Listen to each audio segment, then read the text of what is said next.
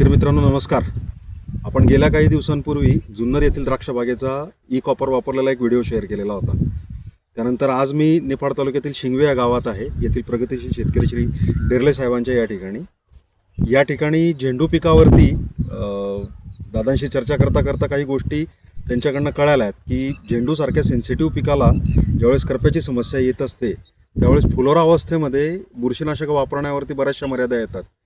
त्या मर्यादा असल्यामुळे काय होतं की रोग नियंत्रण थोडंसं जिकरीचं होऊन जातं, बुरशीनाशक निवडणं थोडं कठीण होतं. या ठिकाणी डेरले साहेबांनी ई कॉपर वापरलेलं आहे. आपण जाणून घेऊया की त्यांना कसा अनुभव या बाबतीत आलेला आहे. डेरले साहेब नमस्कार. मी दत्तात्रय जयराम डेरले, तालुका निफाड, जिल्हा नाशिक, शिंगवे.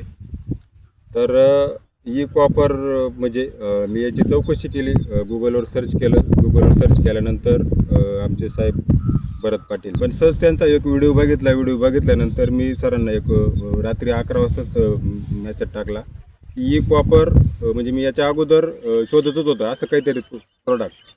तर आम्हाला समस्या कोणती येते माहिती का, समजा आता झेंडू पीक आहे, झेंडू पिकाला जर जळजंतू, करपा या ज्या बुरशा आहे, या बुरशांची खूप मोठ्या प्रमाणामध्ये समस्या आहे. ती समस्या अशी आहे की ज्यावेळेस आपण कॉन्टॅक्ट बुरशीनाशक घेतलं तर कॉन्टॅक्ट बुरशीनाशक डायरेक्ट जाळून टाकल्यानंतर समजा आता आपला असा झेंडू आहे, तर हा झेंडूवरती पण करपा असल्यामुळं त्याचं पण ब्लॅक स्पॉट त्याच्यावर वाटतात. हा ब्लॅक स्पॉट वाटल्यानंतर मार्केटमध्ये याला व्हॅल्यू म्हणजे 0 व्हॅल्यू असतं. त्याच्यामुळे मी भरपूर दिवसाच्या शोधात आहे की असं एखादं मॉलिक्यूल असावा की जेणेकरून समजा आता ई कॉपरची आता मी स्वतः ट्रायल घेतली इथं.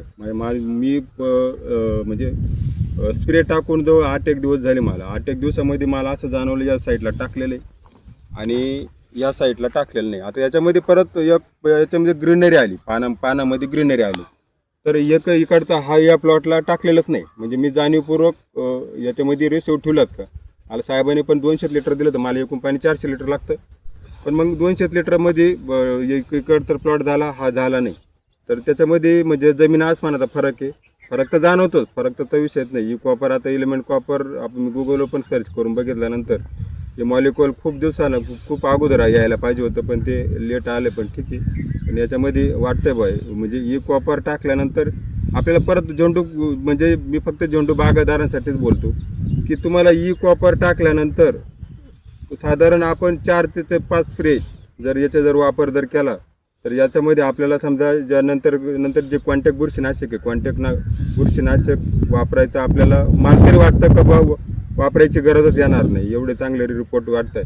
कारण याच्यामध्ये ऑलरेडी याच्यामध्ये करपा थोडासा नॉर्मल जाणवत होता, पण आता करपा आल्यानंतर काळं पडतं ना, तर ते काळं पडणार नाही ई कॉपरनं असं मला वाटतंय. बरं मग वाटतं म्हणजे आता डोळ्यासमोरच रिझल्ट वाटले तर म्हणजे आपल्याला असं वाटतं की बा याच्यामध्ये समजा 8 10 दिवसाच्या गॅपनं जरी आपण टाकलं तरी चालू शकतं. कारण आता आपले जे ब्ल्यू कॉपर भरपूर याच्यामध्ये कॉपरयुक्त खतामध्ये तर अडचण 100% आहे. कारण आपण झेंडूमध्येच कॉपरयुक्त वापरतच नाही.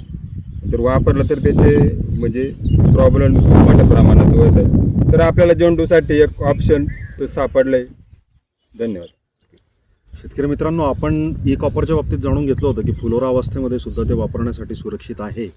इलिमेंटल फॉर्ममधला कॉपर आहे जो पिकाला पूर्णपणे सुरक्षित ठरतो. आणि डेरले साहेबांसारख्या जाणकार शेतकऱ्यांमुळे एक विषय फायदा होतो सगळ्यांचा की ते रिस्क घेऊन त्यांनी प्रयोग केला. कारण कॉपरयुक्त बुरशीनाशक झेंडू पिकावरती ज्यावेळेस वापरलं जात नाही त्यावेळेस ती खरोखर त्यांनी घेतलेली एक रिस्कच होती.